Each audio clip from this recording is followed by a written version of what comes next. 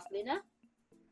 Thank you, Tiffany, for this introduction, and to SCCCI for this opportunity to share. So apart from myself from Catalyse, I am also supported by my colleague Pekai, who is currently waving to you. So just a little bit more about myself. I am a lawyer by training who grew up in an SME environment. My father had his own engineering company, and when our family is not hanging out with other SME families, we hang out with the families from the Hui Guan, so the Hokkien Association. Now, to continue my family's tradition of entrepreneurship, I have myself co-founded and started 6 small businesses. So today feels a little bit like coming home in some ways.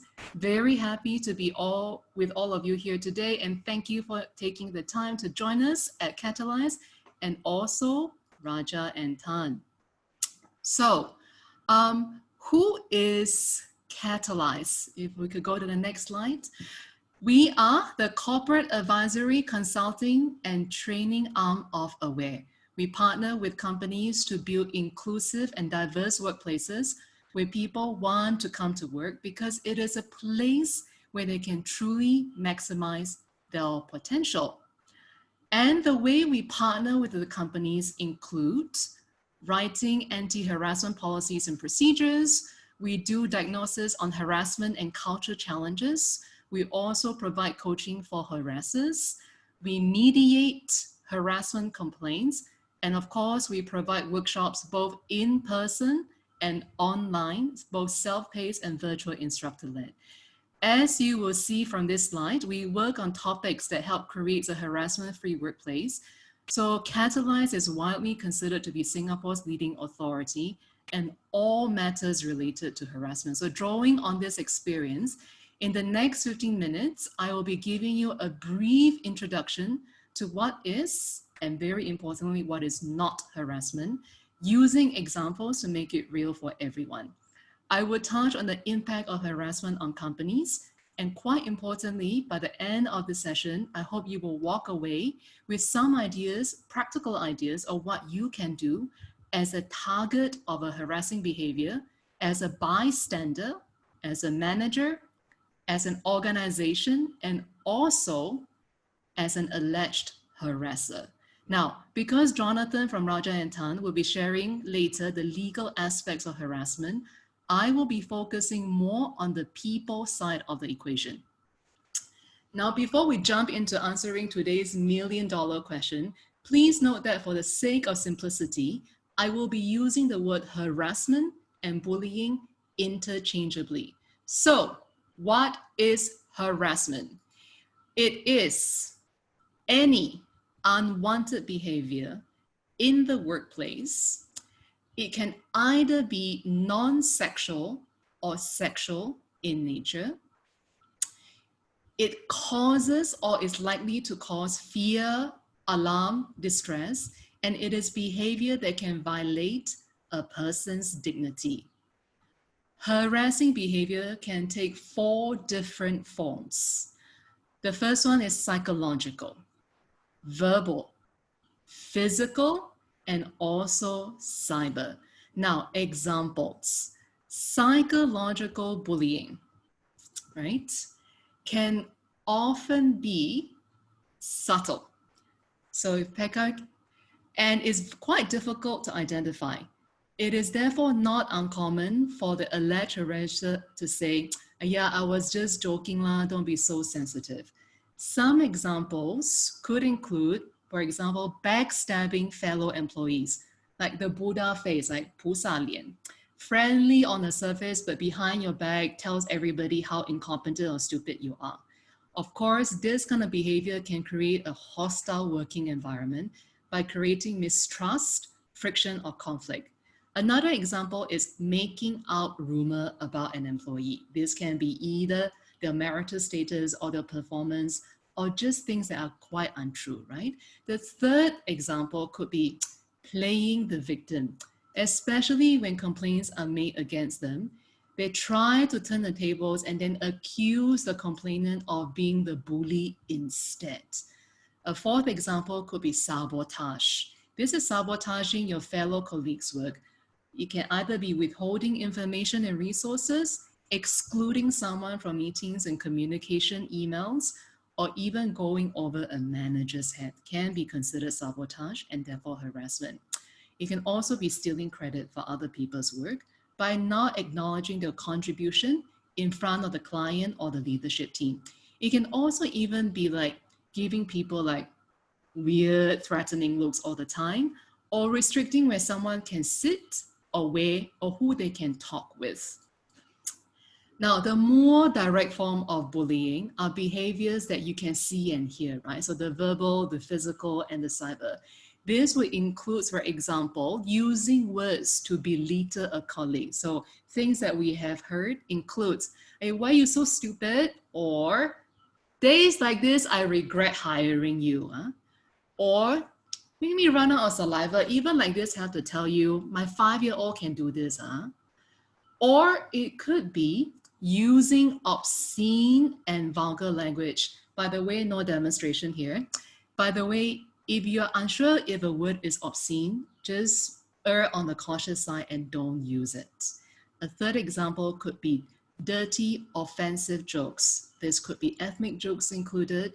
Again, no examples. And if you are not very sure if a joke can be offensive or not, our advice is don't tell it.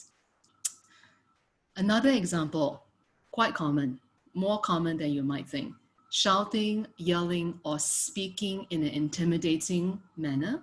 And lastly, it could also be teasing, right? Or criticizing someone in front of others or even in private. Some examples that we have heard of relates to marital status. For example, hey, you guys spending so much time together, careful your wife not jealous, huh? So even comments like this can sometimes come across as potentially harassing. Now, given it looks like we are going to be working from home for a while, I just want to special mention 3 things about cyberbullying during this period when our stress level can be quite high so that we can help you reduce the incidences of cyberbullying. Because many of our homes are not set up to be the office, it's not that easy for us to be as productive from home. So for companies, now is the time to be kind and considerate. So the first thing we would encourage you that you cannot overdo is to remind everyone that the same standards of professional behavior applies to workplace online communication. Now, because sometimes our homes are quite comfortable, right? It's easier to slip into more casual communication behavior. So maybe you may start noticing that your employees are using more emojis or more acronyms, which unfortunately can be quite easily misinterpreted in some cases. Secondly, we highly recommend that you have an explicit protocol about when is it okay, when is it not okay to have video on. I know it can be sometimes frustrating when you don't see other people's faces and you feel like you're talking by yourself. This incident not included, huh? But do appreciate that sometimes there can be reasons why employees just do not want their video on. Maybe they feel uncomfortable letting their colleagues see into their personal space. And by the way, just because I agree once to put on video, it doesn't mean that I continuously agree, right? So seek permission sometimes. Maybe no dedicated room, there's a lot of distraction. Maybe they're just having a bad day. So don't assume, just have an explicit protocol when it's okay, when it's not okay to have video. Lastly, as managers, even though you may think you have an open door policy, don't assume that it is easy during this work from home period for your team to just pick up the call and to share the challenges with you. So our advice is to do more regular one-on-one check-ins and learn to ask well-being questions, right? How are you doing? How is your husband coping? Are the children doing all right? So learn to make it okay for your team to come to you to share some of the work from home challenges. So we gave you some examples of what harassment can look like, but who can it happen between? It can either happen between 2 individuals, one-on-one, or it can happen between one group against another group, or it can happen against one group of people by one person harassing a group of people. And the last is it can be a group of colleagues who is harassing one particular person. Now, when an unwanted behavior is directed at someone, it is easier to assess whether it is harassment. But it can be harassment even if it is not directed at anyone, especially if the harassing behavior creates what is known as a hostile work environment. This is where, for example, you love what you do, but sometimes when you think about going into the office, you feel a little bit anxious or you feel a little bit afraid because John has a habit of just swearing loudly, aggressively, sometimes even banging the table, especially in meetings where he disagrees with something, right? Now, this means that even if you're not the direct target of the harassing behavior, you can still be a victim of the harassing behavior as a bystander because, and this is drumroll time, whether a behavior is harassment or not is judged from the victim's point of view. In other words, if a behavior causes the victim to feel fear, alarm, distress, intention does not matter, regardless of whether or not the victim is a target or a bystander.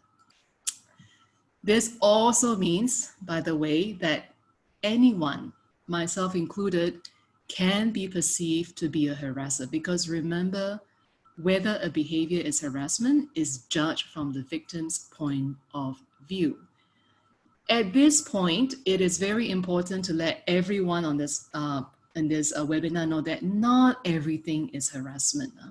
For example, reasonable managerial action, personality clash, disagreements about how work should be done is not harassment.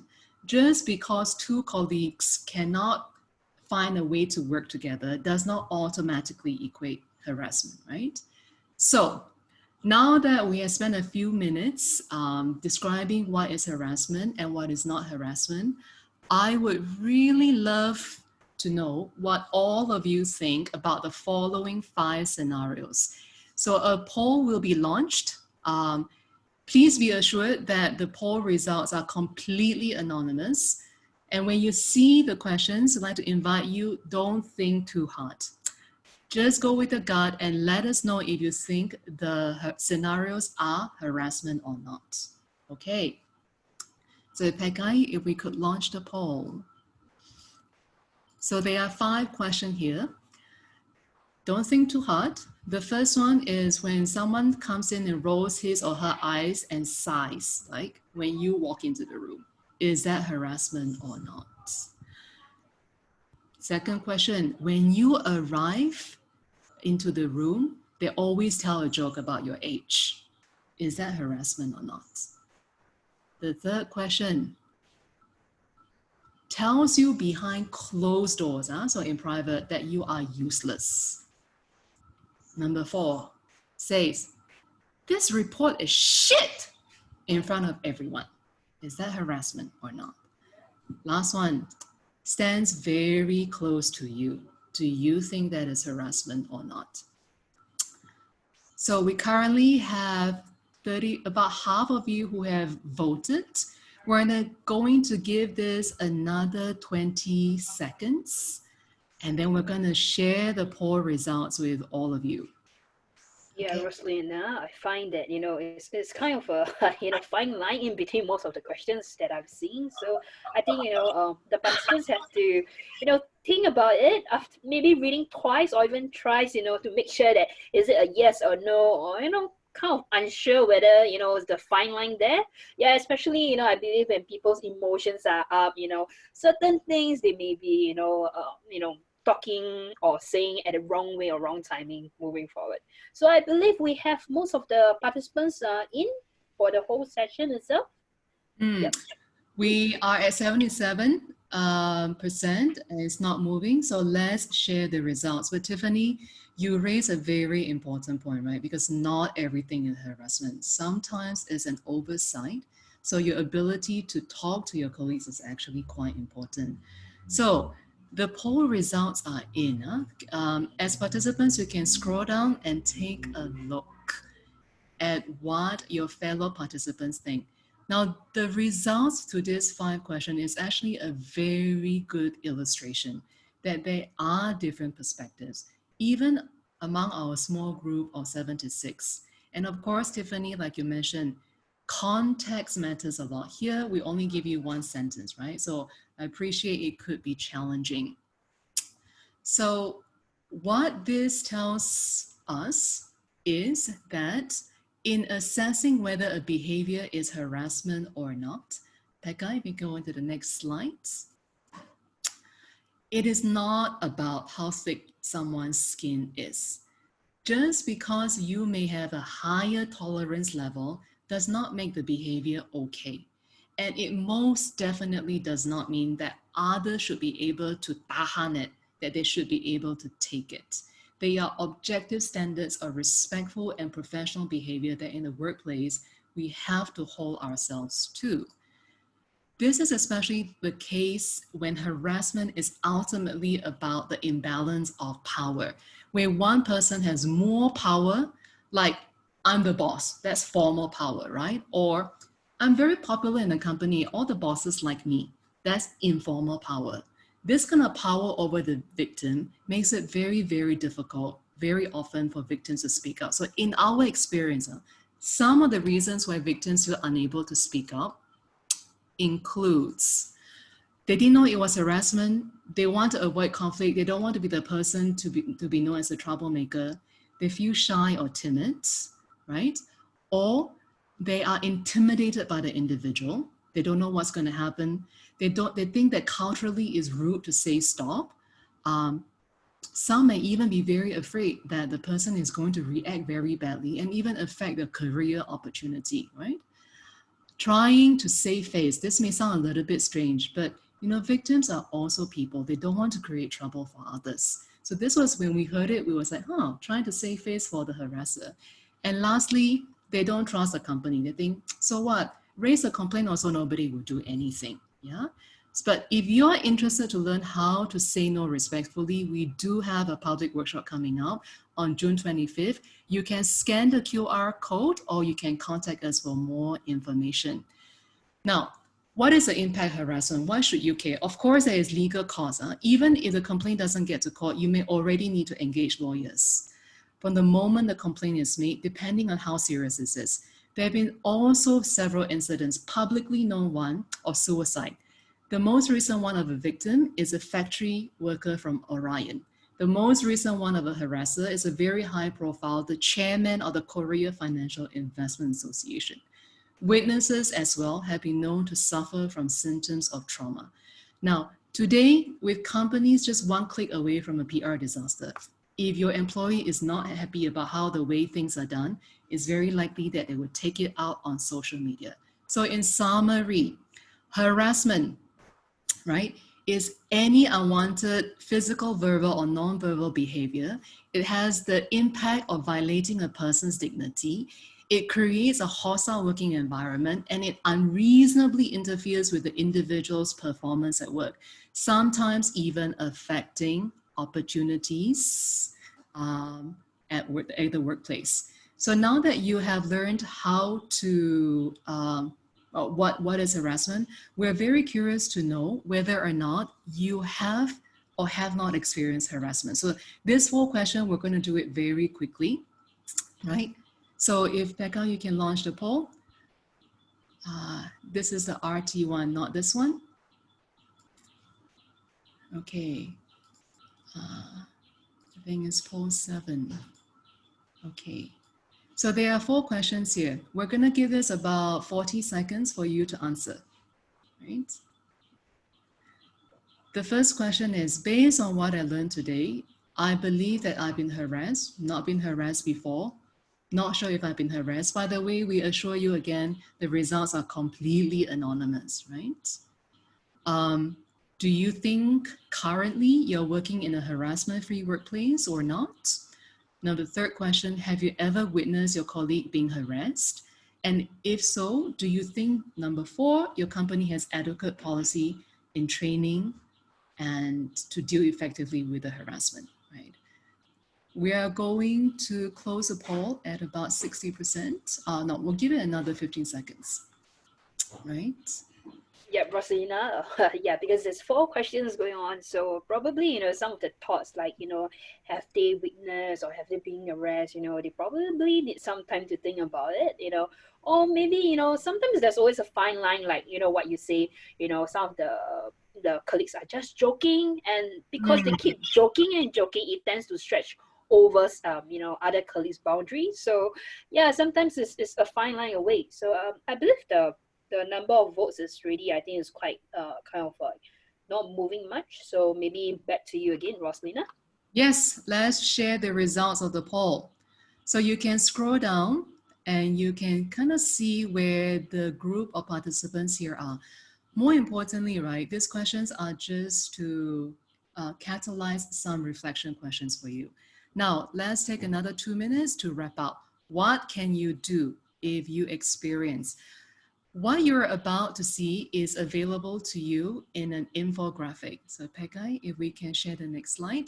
So the QR code is there, you can scan it or you can contact us. So very quickly, as a target, the most important takeaway message here is keep a record, either by emailing yourself or letting someone know. What if you are a bystander? Very, very critical. Don't try to be a hero, please. Your own safety is very important. If you feel able to do something, great. If not, just let somebody know. What about if you are an alleged harasser?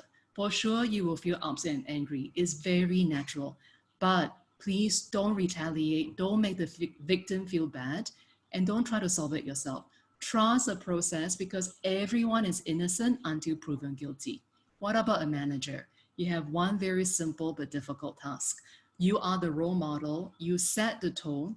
So nip disrespectful behavior in the bud before it becomes toxic. As an organization, please have a policy and procedure in place. Cannot tell you guys how many times we receive last minute calls for help when it's already too late. And the loss of trust is already a done deal. So with that, if ever in doubt, because workplace harassment is totally preventable, come back to the simple question, is this behavior respectful? Thank you very much for your attention. And Tiffany, back to you. Okay, and thank you, Roslina. Thank you so much for the wonderful, presentation. I believe many of the participants has, at least a better idea of what is harassment, and maybe some of them is more for work related. But without further ado, next up, we'd also like to introduce, Mr. Jonathan Yuan, partner of Rajah Tann Singapore. He'll be providing an introduction to the workplace harassment law in Singapore and the top 3 mistakes employers make when dealing with boundary violations. So over to you, Jonathan, please. Hi, thank you. Thank you, Tiffany, and happy to be here with our friends from Catalyse and talking to all of you members of SCCCI. So today, don't worry, I'm not going to turn this into a legal lecture and then quote a lot of law and then everyone feels sleepy and falls asleep. What we're going to do today is we're going to have a very, very practical learning and sharing together. This is, this is not law school, so I don't expect all of you to act like students. I want all of you to be the business people that you are. If you have questions, please please put them into the Q&A box and we'll take them later. Okay, so a very, very brief background. I am the head of Rajah Tann's employment disputes practice. We are top ranked in Singapore. What does employment disputes mean? It means everything that is a dispute that arises from employment. So for example, on the one hand, fighting with TADEM and TAFEP and acting for companies to protect all of you from the allegations of TADEM and the government, all the way to dealing with naughty employees who steal your trade secrets or who breach their employment contracts, to dealing with employees that you give bonuses, then they take the bonus and then they don't do the work, so we claw back bonuses, or to act for companies basically to protect all your legal rights in relation to corporate activities and your employees. So my background is I'm a M&A disputes lawyer. So I've been a lawyer for nearly 20 years. I started off as a disputes lawyer, helping company work through all their disputes, and I still do that a lot. But one of the things that we learned is every time we act for private equity firms and investors and we take over a company, we ended up having to clean house for the company and start firing people. And when a lot of people got fired, they used to fight back against the company. So after a while, we realized that you know, there's a very human nature to employment law. Companies are not just artificial constructs, and we have to be very careful. And that's why we developed this employment law practice to make sure that it's not just the law, but we are able to apply the law in a very humane way. And to be fair, I speak to all of you as employers, but also all of you will remember a time when you were employees.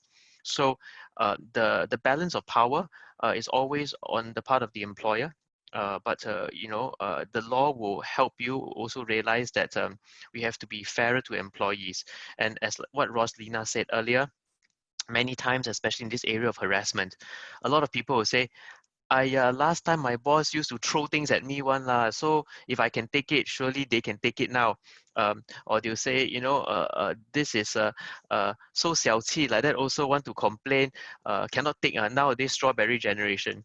So I think if I may respectfully say, that type of attitude is no longer acceptable in a modern work context. Just because in the 1950s or 60s, male bosses walked around and slapped the legs or and thighs of females and said what nice legs they have, you can't do that now, right? Just like back then, cultural norms we used to have. I think many of you are old enough to remember when in the early 80s when we were growing up, we used to have Darky toothpaste, right? Those of you remember Darky toothpaste was the logo of a black man with a shiny white teeth. But now they've rebranded and it's called Dali. Why? Because this kind of overt racism is no longer acceptable in the modern, diverse and inclusive work culture. So I know a lot of you as SME bosses will say, but this is my company. Don't like it, then leave lah. Well, it's not as simple as that, you see, because Singapore law has also imposed a lot of regulations to make our workplaces consistent with international standards. And I think even if you take away all the law, okay? And I talk to you as a business owner and as a human being. Now my question to you is, do you want your daughter, your son, your own family member working in an environment where these things happen? And I think the answer is no. So what I'll do today is we'll go through the law, of course, but we want to also talk through all the situations and give you practical sharing. So today we're going to be talking about three very simple things. First, I give you the very brief outline on harassment. Then we'll share with you stories and experiences, real life experiences about many incidents that we see in doing helping our clients. And of course, we end off this session by sharing with you how best to put your best practices forward so that you don't get into trouble with MOM or end up, suddenly your company's Facebook got splashed all over Mothership and have a very bad PR incident on your hands. So let's, without further ado, there is this piece of legislation that many of you will already have heard of called the Protection from Harassment Act. So what is harassment? And it means words or behavior or communication that is likely to cause harassment, alarm, or distress. So notice the very, very low bar, even causing someone distress. Okay, so again, it is to that person, as Roslina said. It is not for yourself. So if you say, oh, I don't mind what, I mean, I'm a very vulgar person, but that's the way I talk. That's not the correct standard, because in law, it's not what you think, it's what the other person thinks. So the Protection from Harassment Act actually gives very clear examples of what constitutes harassment. So for example, if you look at the illustrations, these are not my illustrations, by the way, these are illustrations from the Protection from Harassment Act. So they say that X and Y are classmates. X posts a vulgar tirade against Y on the website. So this is already harassment. So can you imagine the standard that Singapore has set? So you have to be very careful nowadays about doing about the conduct in the workplace. Okay, so this is Section 4. How about Section 5? Section 5 is when it causes fear of violence. So the section 4 is just annoyance and distress and harassment. This one is when there is violence involved. So for example, when you say, come, let's, look at the example. It says, come, let's go and beat somebody up online. Wow, let's all go to this guy's house and teach him a lesson. Wow, this manager deserves to die, man, burn his house down. And these types of things, especially now online, a lot of people forget that being online doesn't mean that you're anonymous. So if you think that you hide behind a screen name, okay, and call yourself John Tan 123, don't think that the police force cannot find you, okay? I want to tell you that law firms and the police force can find you very easily. If you think that, oh, I just have to register a fake Gmail account and then, please, this is primary school stuff. The Singapore Police Force can just write to Facebook and just ask for the details, okay? So it's very easy to trace you. So anonymity is not what you think it is. Now, recently in January 2020, a new harassment law was passed, which is to prevent doxing. Many of you remember doxing. If you may not remember the word doxing, you may remember the a lot of times when there's some social injustice. Then you have all these people online trying to be Sherlock Holmes, trying to CSI the person, publish their face, their name, their work, employer, and then they write emails to the employer to say, sack this guy, or this Chao foreigner, how dare he abuse our true blue Singaporean, sack him, burn his house down, kill his wife and everything. This is his name, this is his handphone, and then people start ordering pizzas for him. All these things are against the law now. And this is harassment in and of itself. So for all these self-righteous people who think that they are doing online vigilante acts, actually you're not, you are a criminal. So please do not do this.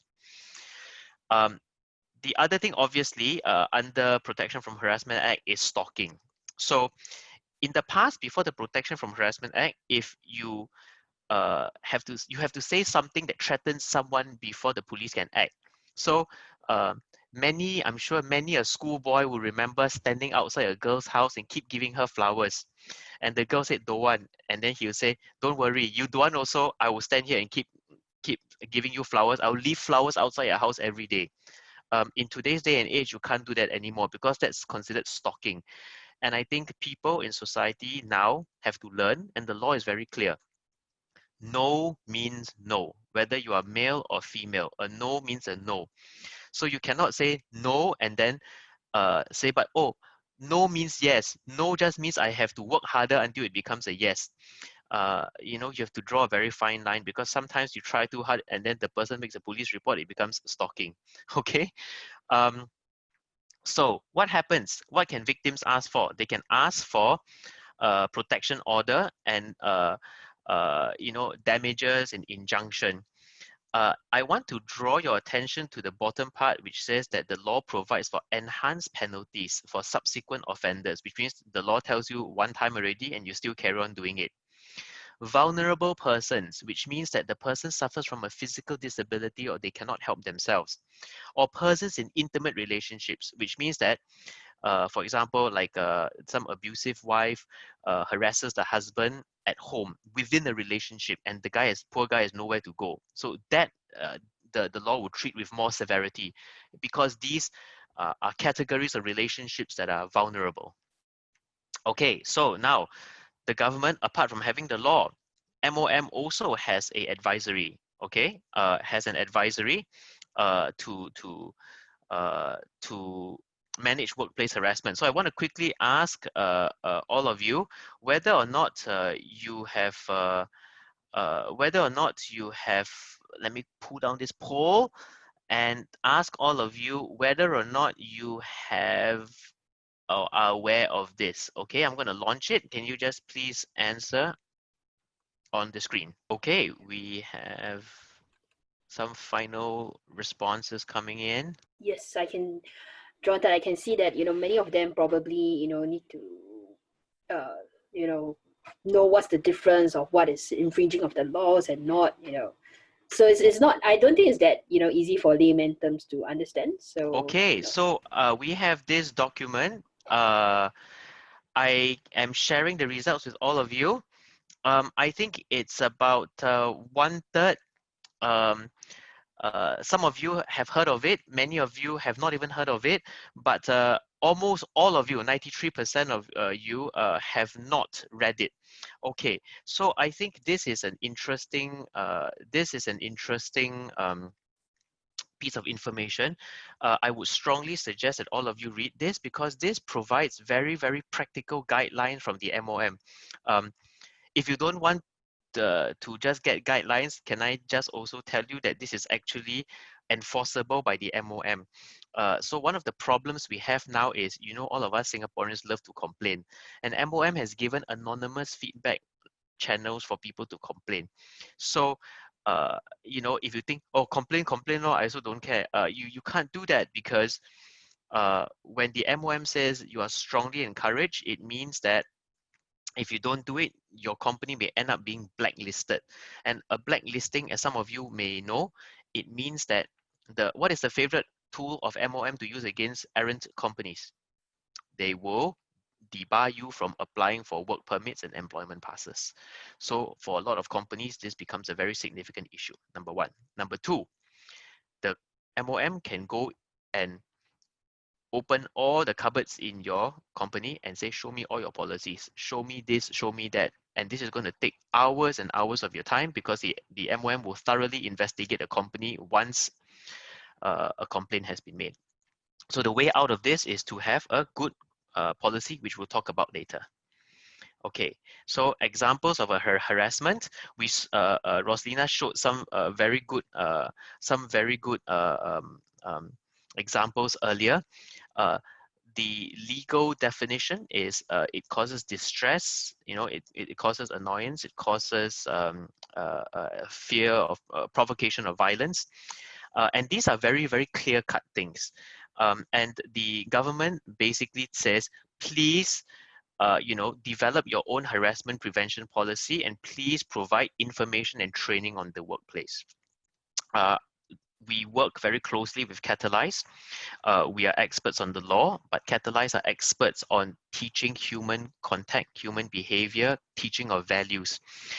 One of the ways, and I'm speaking very candidly to all of you business owners out there, to prevent from getting into trouble is to make sure that you get proper training and get the proper legal frameworks, so that if MOM comes and says, have you thought about this? Do you have the proper framework? Do you have the paperwork for this? You can say safely, yes, we have a proper system, we have the proper legal documents, and we've received training, thank you very much. So that MOM will not then turn around and say that you have failed to adhere to these advisories and therefore you are at fault. Now, okay, sorry, Jonathan, just a quick question. Would you want to stop sharing the results, or the results is there to show the participants? Hang on, how do I? No worries. I have you stop sharing already. Yeah. Okay. Okay, sorry. Yeah. So let me show you the messaging sent by the government. Okay. So when the government publishes something in the Straits Times, that means it's as clear as telling you. Now the headline says, more help and resources to tackle workplace harassment. Now look at the comments of the Senior Parliamentary Secretary for Manpower, Ms. Low Yan Ling. She says, the MOM encourages companies to take steps to address and prevent workplace harassment. Please be explicit about what is considered unacceptable behavior. Make clear the disciplinary actions and having safe avenues. What does this mean? When MOM tells you encourage, that means please go and do it, okay? So the messaging from government is very clear. Next. The next thing is that the government also says that the burden has shifted to the employers. They are also very clear to say that employees may seek help through their company's grievance handling processes or approach the Tripartite Alliance.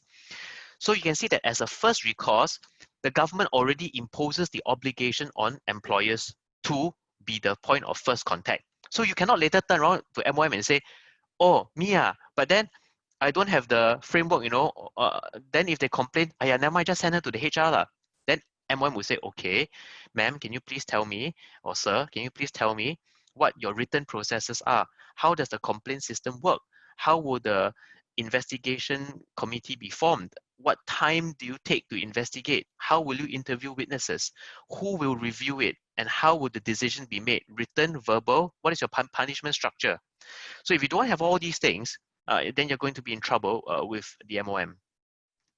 Now, this is actually quite sad because I don't know if all of you remember this article from last year, but almost a quarter of all Singaporeans have,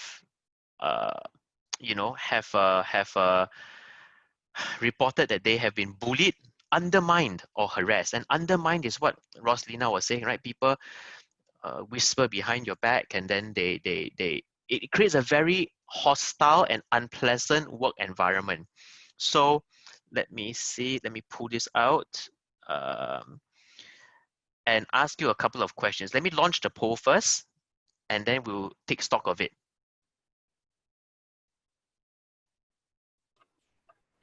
Okay, and do note that there's 3 questions to the poll. So Jonathan, probably, you want to like go through each questions of it and what is it, so that the participants will have an idea of it.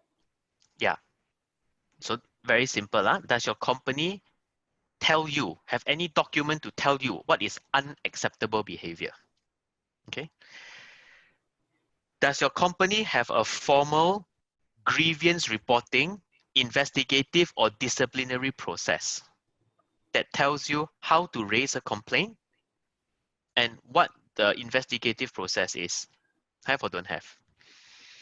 Does your company, number 3, have any clear protocol to deal with sexual harassment, workplace bullying?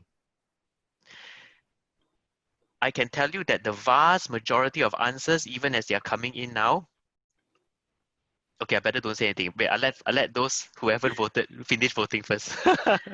Yeah, we probably can talk more about it, especially for companies, smaller size companies. Actually, these are the little things that, companies should take note of to create a much more, enjoyable workplace safety for all the employees. Yep, and starting with a good culture, it build up. It's good in terms of the HR, issues and everything moving forward. Yes, that's right. Okay, so I'm just going to end the poll now, and I am going to share the results for all of you to see. So it's quite clear. All of you can see that vast majority of you working in your companies do not have a grid process. So I give you free advice today, okay? Please put a red flag here. If MOM comes and knocks on your door, you'll be in trouble, okay? This one is like you go to the doctor for a health check. This one, like go to the polyclinic, free one, okay? But I'm telling you, you have now high blood pressure. Better start taking medicine, okay? Don't wait for the heart attack to come. Does your company have any clear protocol to deal with victims of sexual harassment? Now, all of you remember the horrific incident last year of the poor lady Monica, who had to deal with the peeping Tom, and because there were not sufficient processes or the processes were not communicated clearly enough, what happened? The entire university was dragged through the press, gonna wall up left, right, center by everyone. And very, very bad reputation, right? Until it made it to Parliament. So please don't be those companies that Minister Josephine Teo will stand up in Parliament and then use your name as a bad example. Okay, so I'm going to stop sharing these results and we go back to the slide. Give me 1 second. Okay, I'm going to launch another one. I just want to find out, and I would be grateful if you could just please help me take a look at this,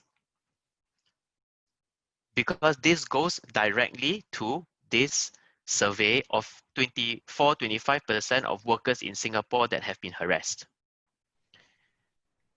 Okay, and participants, do take note that there's 2 questions. Please click on next, to answer both 2 questions itself there. Okay, and we probably can give a couple more seconds. We've seen that there's more participants keying in their answers, and we should be more answers are still coming in. Yes. Yeah. Okay. Just a little bit more. Okay. How? Carrie, shall we? Sorry, Tiffany, shall we? Thank you. We end the poll, and we will share it. So, my friends, you can see that a vast majority of you have experienced bullying or harassment and have been made to feel uncomfortable in the workplace. So I think the statistics here today are even higher than the the statistics here today are even higher than the statistics from the report online or on from the Today article. And I think that is quite a measure of concern. And this is something that, you know, we want to work. We want to work to prevent. Okay, Aware also published that there are a lot of increases of harassment. So Aware keeps their own data as well. And you know, sometimes these data survey firms also keep the data. But even from an informal survey today amongst just the 77, 80 plus of all of you here in this seminar together, I think you know, it's quite sobering to see that the vast majority of you have experienced bullying or harassment or know of someone who has, and I don't think that's healthy for a workforce. So now let's go to observations from practice, the mistakes that employers make. Okay, so by the way, don't worry about the slides. At the end of it, we will share our slides. So, you know, I would prefer that we just talk about it and then you can read this later. The most important thing is when there are no proper grid processes, which means your documents, your framework. What do you expect the complainant to do? Well, they'll just take it online now. Now everyone is very easy to, it's very easy for people to go online, right? They just run up and then they'll just type a long Facebook post and share, and their friends will share, and friends of friends will share, and very soon you become trending, and then it will go and end up on the Mothership article. So that would be a PR disaster. You have to ask yourself, if you don't have all these processes, how is the company going to protect yourself when the MOM comes? And more than protecting yourself, let me ask all of you as employers a question. Do you think it is correct to run a workplace and expect your workers to give you the best when the work environment does not protect and does not have a framework to protect the workers, right? Bosses always like to talk all these easy to talk things in front of ministers, or they like to say, oh, people are our best asset. Oh, people are our only asset. We are a people asset company. People are the most important thing to us. But then that's just easy talk.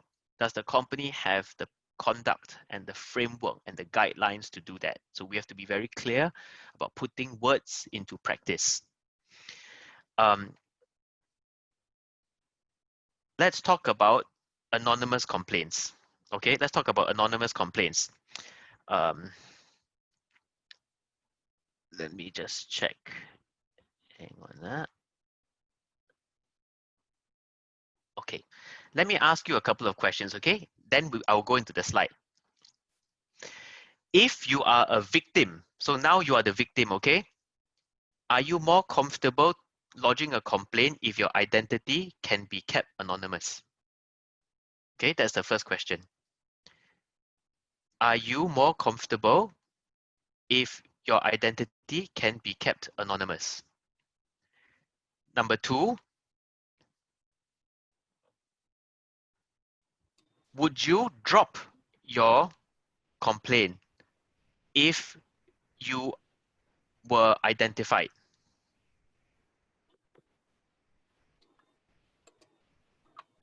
Okay, would you drop your complaint? Which means if someone told you, you have to put your name into the complaint, then would you say, "Aiya, don't want so mafan, I don't want them to know who I am."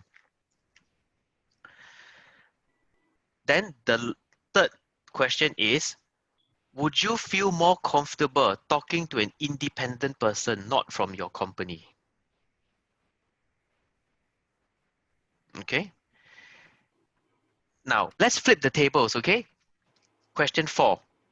If you were the person that was accused of harassment, is it important to you to know who the person who complained is? And question 5 is it enough if the company told you enough details about the complaint and give you a chance to respond?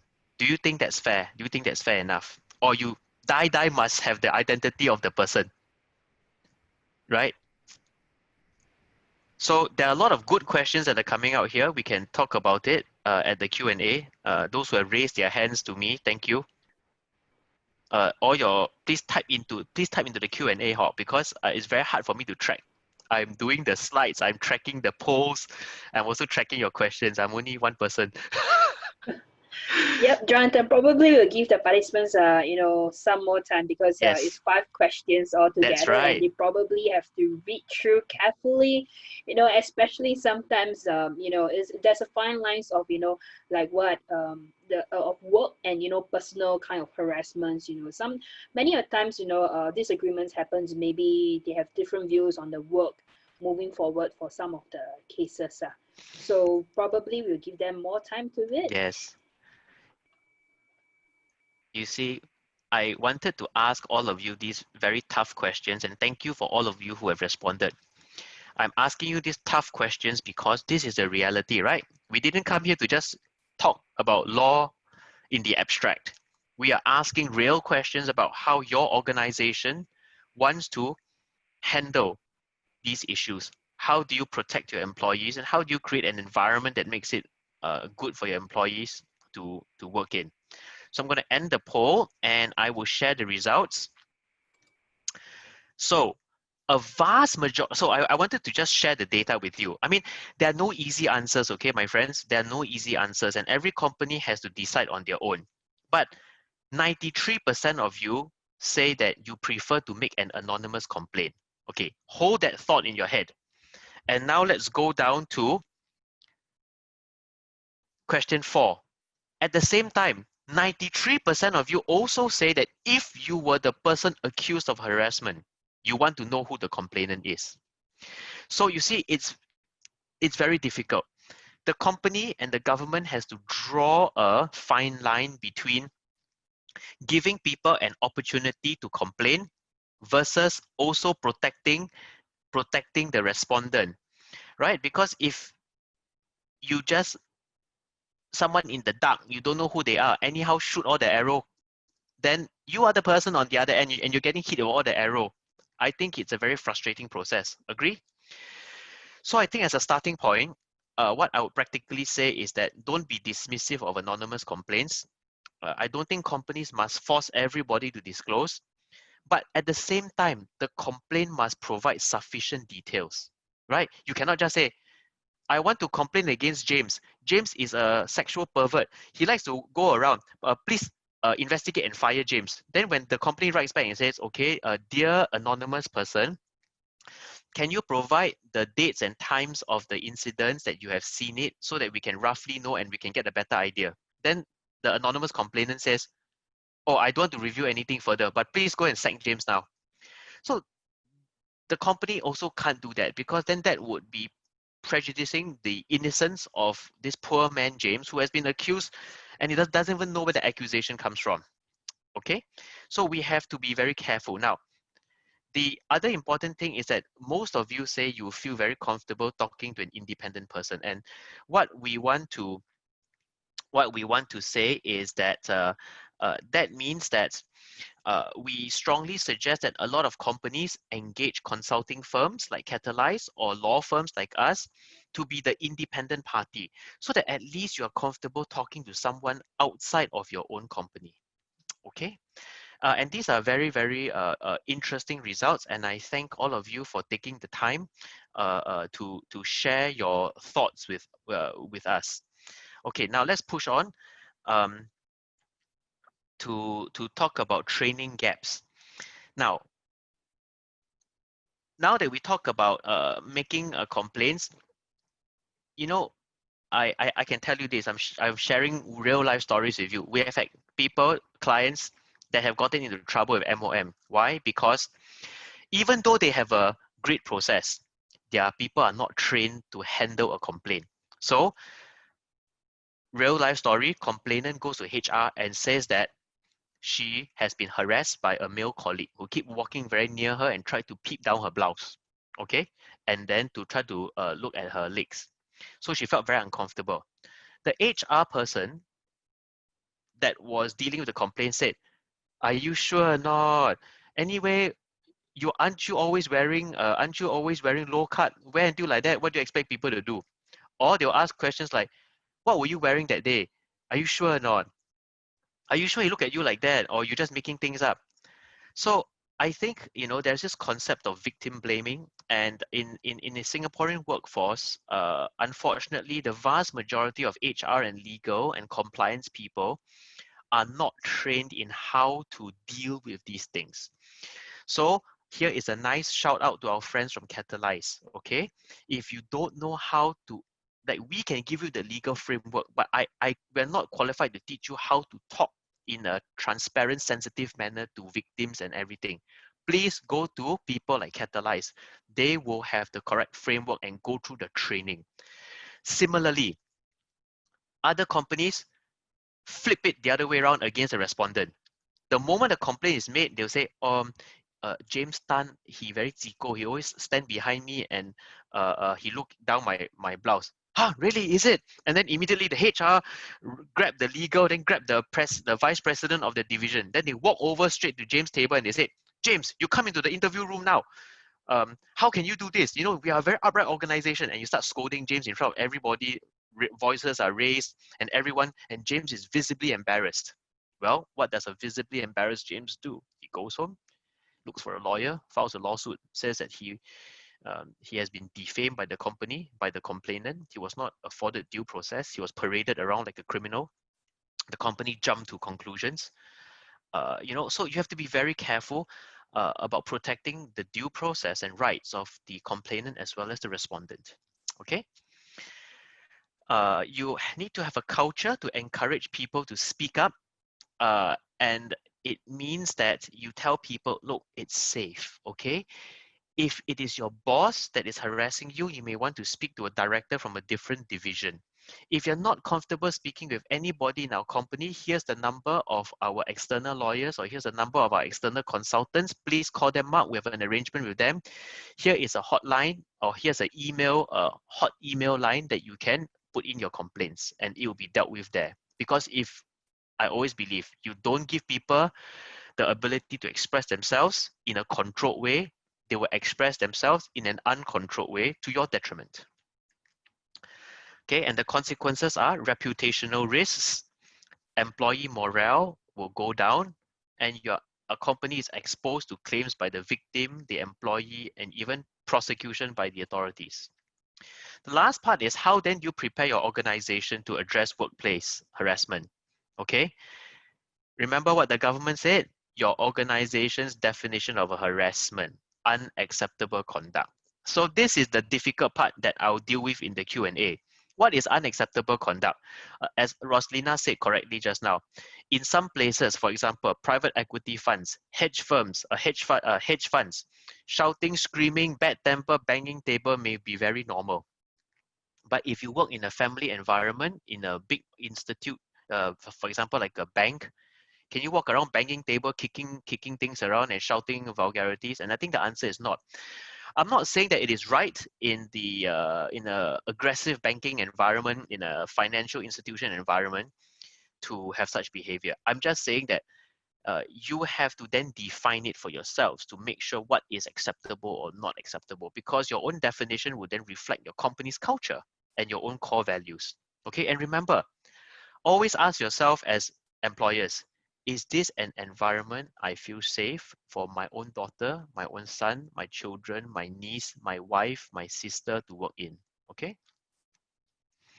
So when you create policies, please make sure it is in plain English. Now, I know a lot of you cheeky employers would then write to me and say, hey, Jonathan, you all have the 10-year series of the grid process. Not, hey, just send me the easiest one, a template lah. Then I just put my company's name on top. Then so already, okay. Then I just say I have the document. Okay, finish.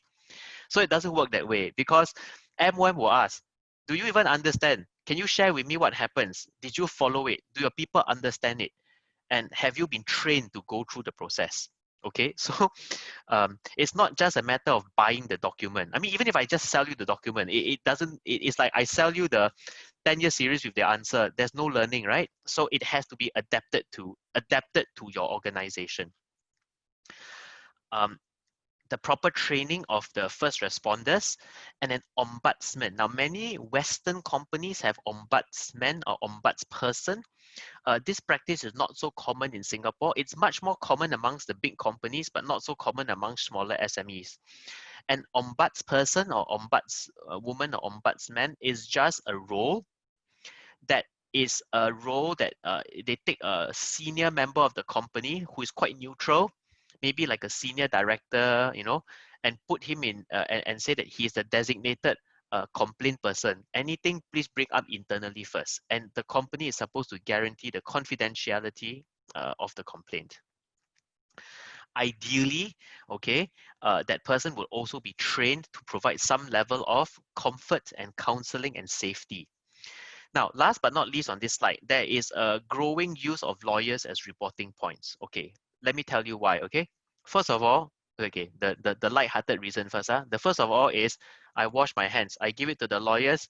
I give it all away, okay? Any problem, talk to the lawyers. And cannot fault me, right? Because I already hire lawyers. So I have done my job. Okay, so that's the light-hearted reason. The more serious reason is that once lawyers take over, everything becomes legally privileged.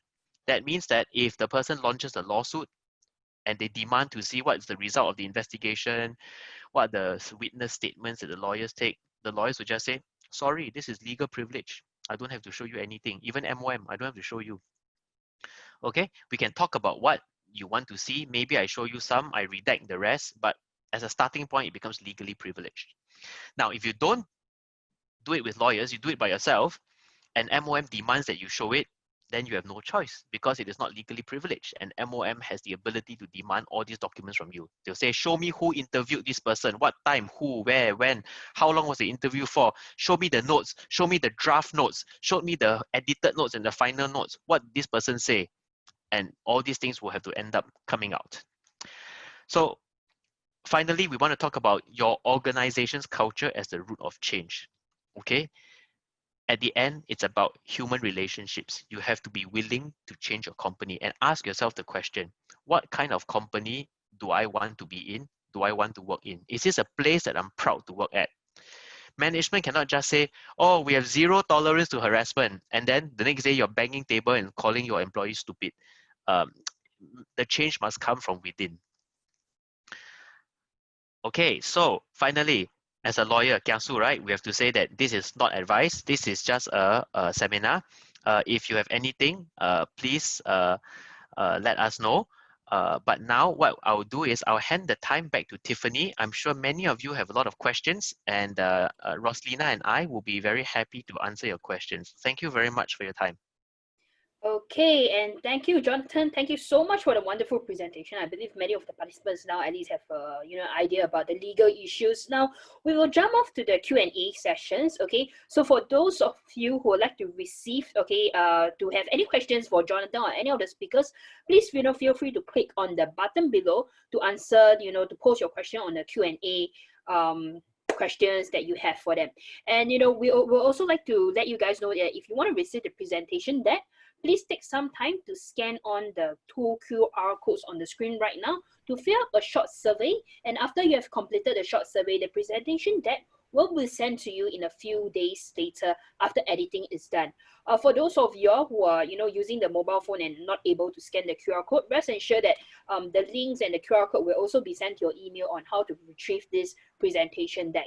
So without further ado, now let us welcome back our 2 speakers, okay, Roslina and Jonathan, back online, and I'll give you guys, the participants, sometimes to key on your Q&A. Do note that for those who want to post their question as anonymous, you may click on the button itself to post the question as anonymous.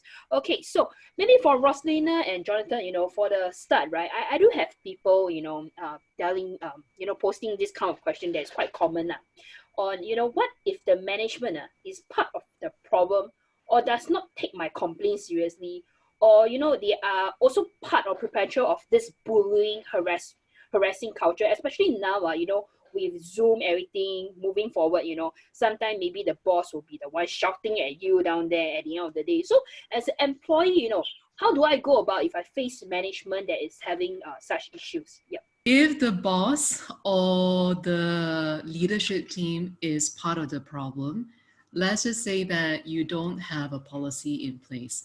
They are external resources that you can go to, including AWARE, including lawyers, and including Catalyse, right? Now, if you do have a process and a policy in place, and again, I think Jonathan and I cannot emphasize enough, please don't wait until it is too late to come to either one of us to ask for policy help. It is really too late by then. So if you have a policy in place, highly encourage you, no matter how pissed off you are with something, please follow the process, right? Now, how your policy is written is very important. So both Jonathan and myself, our company is doing the policy work. It is actually very important that you talk about, if we do this, what does it mean? Can we afford the people or the resources to make this kind of options available? So as Jonathan pointed out, it's not about just buy a template and then just put your logo on it. Policy conversation is an invitation, very important one, to ask ourselves, what kind of culture is my company? What kind of culture do I want for my company, right? And a lot of companies, when they come to us for policy writing, they'll say, hey, can finish in 1 month, 3 months or not? I say, depends on how much you guys want to talk about this, right? Policy is an invitation for culture conversation. Now, when you come to Catalyse training, we really do bring you through, even if it's the boss, there are certain ways that you can speak up if you feel confident to. Jonathan has pointed out very rightly, there is no silver bullet, there is no easy answer. But please do not let it slide. There are a lot of statistics that say that most people, they don't want to talk about it. They will rather resign. If we show you the stats about people who resign, they don't say anything, it is shocking. Imagine how many good people as a company, as a laoban, you're losing because they don't dare to speak out, right? So as powerful as you think someone may be, there is always a way to speak out, and we encourage you to look for external. Jonathan, you want to add to it? Yeah, I just wanted to say that for those of you, let me give you some very practical advice to add on to what Roslina is saying, that if the so-called harasser is within the company, or you think that the company is not dealing with it properly, the first step would be to actually tell to the company that you think that your complaint is not being dealt with, and to basically say, you know, dear HR or whoever it is in your company, to say that, you know, I've brought this up. This is continuing. And I am a loyal employee. I believe in this company, but this is really an unnecessary distraction from my work. And if this is not addressed, I will have no choice but to escalate this to MOM. And I think sometimes people, you know, they don't take you seriously because you are not serious with yourself and the way you make the complaint. You say, actually, you know, I just want to disturb you, but I have this issue, but maybe if you have time, then you deal with it. I think when you put yourself down, it's very difficult for people to take you seriously. So you have to bring it up. Now, what happens if, touch wood, you are in such a sway position? Your boss is the harasser. The head of HR is the boss's drinking buddy. Then because you're in a small SME, the two co-founders, you know, are actually the cousins of your boss and HR. I mean, then, okay. Unfortunately, you are working in a family company, right? So that is a very difficult situation. But still, that is no excuse for a family. There is no excuse for a family-run company to operate in that way. If that is the case, then you have a channel to go directly to TAFEP to make an anonymous complaint. TAFEP will take your name, but they will not review your name if you do not wish for it to be reviewed. So TAFEP has actually trained people. So I switch this question back to you as employers, okay? Now I've told you that TAFEP will allow for anonymous complaints. Don't be the company that you don't treat your employees' complaints properly, because if you don't treat it properly, then the next step will be that you are forcing your employees to go to the police, to go to the internet, and to go to TAFEP, right? So I think that's the issue here. Okay, Ken, sure. Thanks, Jonathan. That's thanks, Rosalina, for the for the valuable explanation on it. Okay, on top of that, right? I think because down here, a lot of our participants are 老板们, and they'll definitely want to put the correct procedures to make sure that their company is have a very good working environment. So I do have a question from one of the participants. He's saying that he's a small SME with few staff, lacking in resources to do up a harassment policy to protect the company. So maybe how does he go about it? Can he just draft out something simple and maybe just approach Catalyse to help with it, or how to make sure that what he probably draft up the harassment policy is valid and good, especially approaching the lawyers. Some of the participants have also said that it may be very costly to them moving forward. Okay. Yeah. So let me frame this in a way that all of you as business owners will understand. Getting this policy done correctly is like buying insurance, right? Now, insurance, you can buy the cheapest one, and then when you buy your car insurance, you get the cheapest one, but you get into an accident, then everything also cannot claim. Then you ask yourself, then I buy for what? Or you can buy a medium one, or you can, if you're feeling very careful, you can buy the most expensive one that covers everything. So as Rosalina said, this is designing and creating this, and how extensive you want is a conversation that you need to decide on first.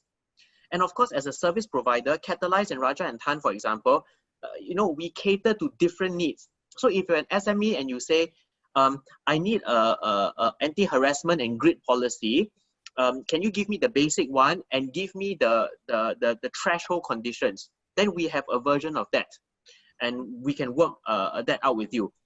Now, remember, the second thing also is this. Remember a few years ago when the government said that the PDPA will be enforced, and all the SME says, wow, PDPA, how are we going to do that? We're a small company. Then the government says, I don't care, law, you will do it, law. This is the law, everybody has to do it, right? So it's the same thing from MOM. MOM is not going to say, oh, you're an SME with 8 people, therefore it's okay, never mind. If you don't have harassment, just please carry on. No harassment documents, please carry on. MOM is not going to say that. MOM will say, at least did you make an effort to put in a baseline structure to regulate the behavior and conduct of your employees. Can I also add that at the very least as an SME, so I come from SMEs, I run SMEs, at the very least, my first question is, do you even have a code of conduct in place? Do you even have a standard grievance procedure for basic matters? You can already start there, and you can already start like, this is what we think as an SME, this company is acceptable behavior, right? It's a good place to start it already. But like Jonathan and Rosalina, oh my gosh, I'm calling myself Rosalina, and myself say, we work with different company levels. So if you're interested, please reach out to either one of us. We're here to make the world a better place for you as well. Okay, Ken, sure. Thanks, Rosalina. Thanks, Johnson. I've seen one of the participants is also saying that, how SME can put something in place. I think like what Rosalina have said, probably you can start off with, thinking what are some of the procedures. And if you need some advice, you can probably proceed on, to ask advice from Jonathan or Rosalina, moving forward, so that they can give you at least some simple advice, how should your company protect the employees. Okay, and I do have another question. Okay, do note that due to limited number of time, I may not be able to answer all of it. But there's one participant who's asking on the legal and criminal definition. So I think that question will be more for Jonathan, to answer it. The question is based on only recipient's view to determine harassment without considering person intent. I think this question is more like, if let's say someone complained that there's a harassment, is it basing on what the person view alone, without considering the person's intent? Is it legal and criminal definition? Or, maybe from what extent would you say that, okay, this person complained, must it have, 人证, 物证, or, what kind of evidence must this person prove to show that maybe this James is harassing me at the end of the day, to put it as a legal or criminal definition moving forward. Right. So because this, I wanted to make this a very practical lecture, and I didn't want to make this a legal lecture. That's why you see I share only examples and I didn't go into the law.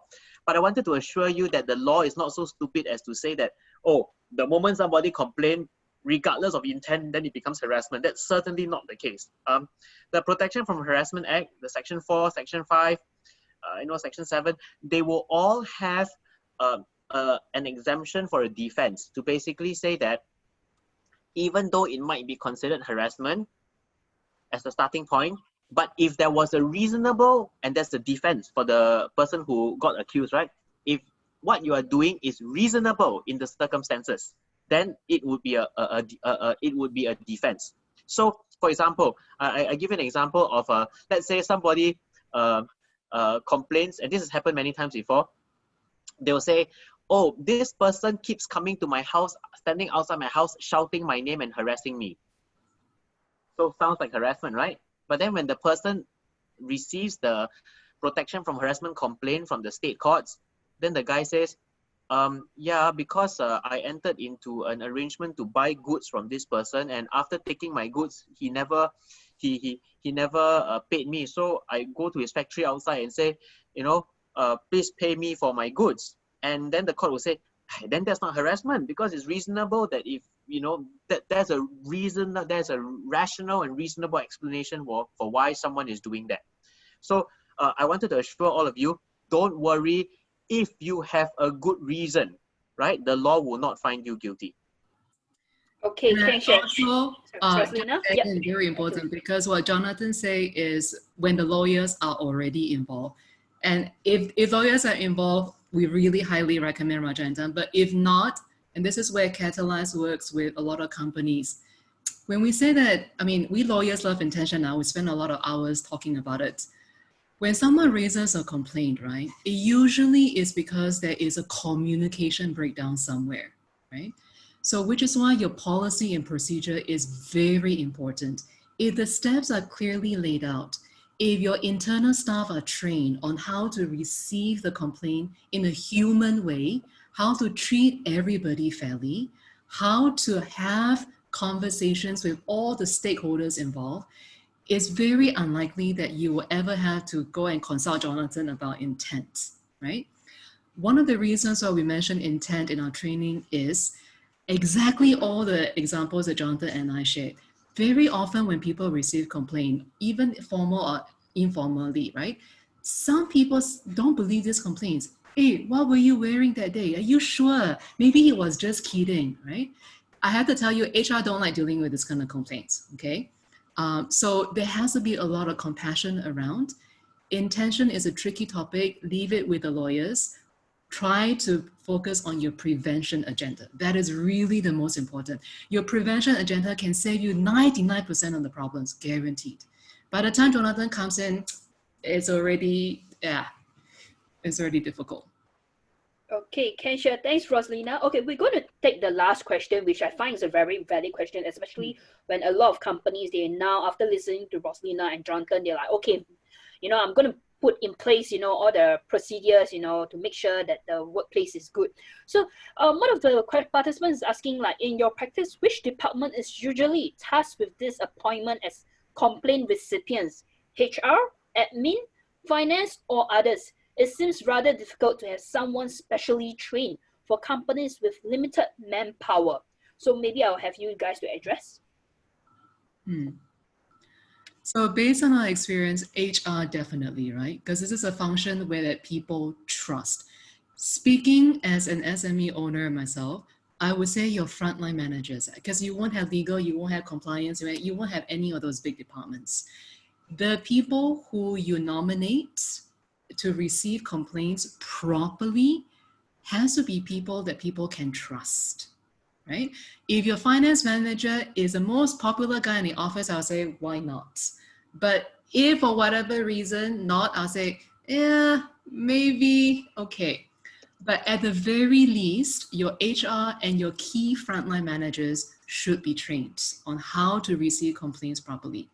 The first time someone gets harassed or bullied, they don't see it coming, right? So in some ways, it's like, okay, the person was a jerk, it's right.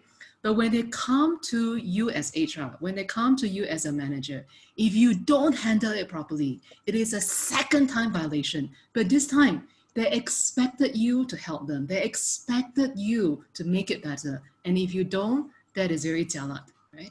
So as an SME, I would recommend this too. You want to add anything, Jonathan? No, I think that I want to say this in all seriousness to SMEs. SMEs always try to use this excuse to say, oh, but we're very small, we can't afford this. But you know, you buy fire insurance, right? To insure your property. You pay road tax, right? For your vehicles to do your transport. You have to pay bills, right? So treat this as a cost of doing business. Complying with law, with the regulations in Singapore is compliance cost. And it's part and parcel of the way that you have to, you have to pay fire inspectors, you have to pay for health inspectors. These are the things that you can't say, I don't want to pay for. So then the only issue is you don't need to keep buying the Wagyu beef all the time. Sometimes you can just buy the McDonald's hamburger and just say that we have something. So as Roslina said, it's about you need to have that conversation first with yourself to say, okay, we need this, but do we need to buy the Lamborghini? No need, right? We just can buy the bicycle. As long as something to move us around, we have something as a staple. And I think that's a starting point, and then you build on that. Now, as to who the correct person is, I couldn't agree with Roslina more.